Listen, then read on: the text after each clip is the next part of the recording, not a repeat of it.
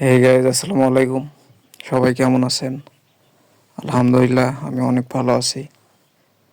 তো আজকে আবার একটা ভিডিও নিয়ে চলে আসলাম কিছু কথা শেয়ার করার জন্য। সবাই লাস্ট অবধি দেখবেন, আশা করি ভালো লাগবে।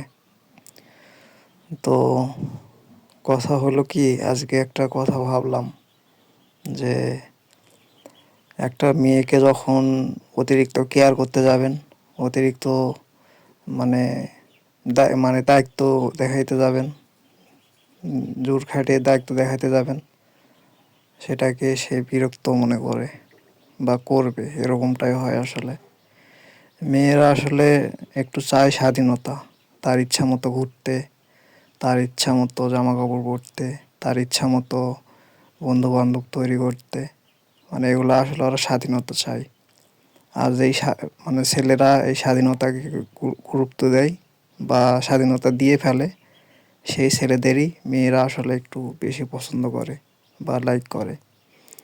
আর যারা এসব পছন্দ করে না, যদি বলে যে এইটা করো না, ওইটা করো না, ওই জায়গায় যাইও না, ওই ছেলের সাথে বন্ধুত্ব করো না, ওর সাথে কথাবার্তা বলো না, যে ছেলেরা এসব কথা বলে আসলে মন থেকেই ছেলেটা আসলে ভালোবাসে, আর সেই জন্যই হয়তো এসব বারণ করে। কিন্তু মেয়েরা তা কখনোই বুঝতে চায় না।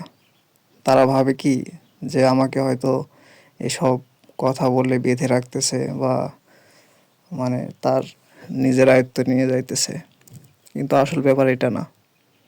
আসল ব্যাপার হলো, মেয়েটাকে সত্যিকার অর্থে ভালোবাসে বলে এইসব কেয়ারিং দেখায়, এটা করতে নিষেধ করে, ওটা করতে নিষেধ করে। আর আরেকটা কথা কি, যারা এসব বলে না কখনো, কোনো ছেলে যদি যদি বলে যে এটা করো না, ওইটা করো না, তাহলে বুঝতে হবে যে সে তাকে অনেকটা ভালোবাসে, আর এই জন্যই হয়তো এইসব কথা বলে। কিন্তু যেই ছেলেরা এসব বলে না, বুঝতে হবে তারা আসলে মেয়েটাকে তেমনভাবে কিছু চায় না। তাদের ইচ্ছা মতো ব্যবহার করে তার ছেড়ে দেওয়াই তার কাজ হইতে পারে। তো মেয়েরা তা কখনোই বুঝতে চায় না, আর বুঝবেও না আশা করি।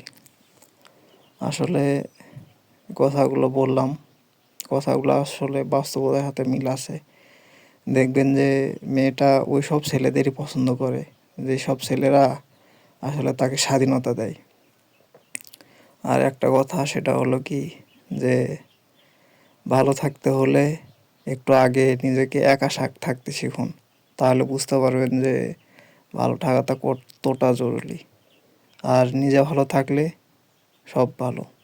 তো আশা করি বুঝতে পারছেন। তো আজকের মতো এই পর্যন্তই। সবাই ভালো থাকবেন, সুস্থ থাকবেন, নিজের খেয়াল রাখবেন। আল্লাহ হাফেজ।